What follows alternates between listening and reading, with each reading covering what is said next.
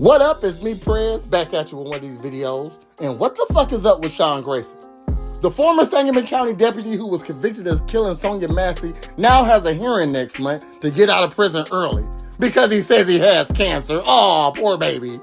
And now here's what got a lot of people side-eyeing the whole thing. The hearing is closed to the public. Closed to the public? Why? If this man is really dying, why hide it from the public? Or is the real reason because they're actually considering letting him go? We need to talk about this, y'all. Here's a recap for anybody who's been under a fucking rock. In July 2024, Sonya Massey called 911 because she thought someone was breaking into her house. Sean Grayson showed up, and Sean Grayson shot her. He was convicted of second-degree murder and sentenced to 20 years. With good time, people were saying he'd probably get out in about 8 years. Now he's trying to cut that time to even shorter with a medical release. On July 31st, he goes in front of the Illinois Prison Review Board. And that hearing is closed to the public. Only a few people get to be in the room or on the call. And the Sonya Massey family is pissed.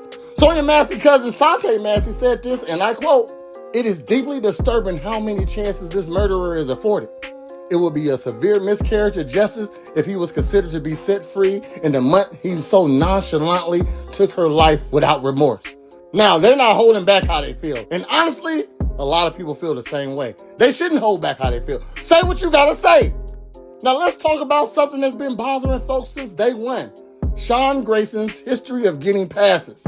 Now, this ain't the first time he's been in trouble, and somehow he still ended up with a badge. He was discharged from the Army for serious misconduct. He worked at multiple departments in just a few years. At Logan County, there was many complaints. One including a woman who said he tried to watch her during her strip search, and another one where he allegedly retaliated against her fiance. Supervisors questioned his judgment, his integrity, his ability to do the job, and yet he still got hired by Sangamon County. What the fuck? So the question a lot of people are asking is simple. Has this man been getting special treatment his whole career? And if so, is that same energy carrying over to the medical release hearing? And then there's something else that people keep bringing up. The claims that Grayson has family connections in the legal system and in law enforcement. I'm not saying it's a done deal, but when you combine a closed hearing, a man with documented patterns of second chances, and whispers of inside connections, people start connecting dots. Whether those dots are real or not, the optics are terrible. Especially when you're talking about a case that had everybody in the whole country watching. Now here's the part that actually matters legally. Does he even qualify for the medical release? Under Illinois law, the Medical Release Act, also called the Joe Coleman Act, is supposed to be for people who are terminally ill and likely to die within 18 months according to medical standards and reasonable medical certainty. Not that he's sick, not that he has cancer. It has to be bad enough that the doctors are saying with reasonable certainty that he probably got less than a year and a half left. So the real question is, does Sean Grayson actually meet that bar? Or is this being pushed because of who he knows or because the system is once again bending over backwards for him?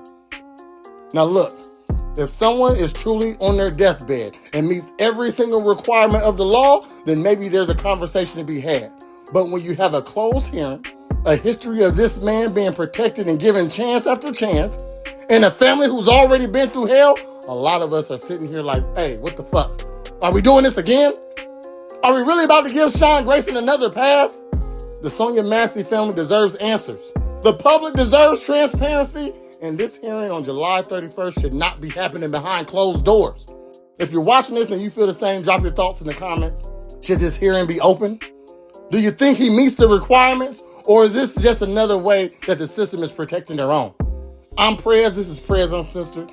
Stay locked in, stay dangerous, holla back.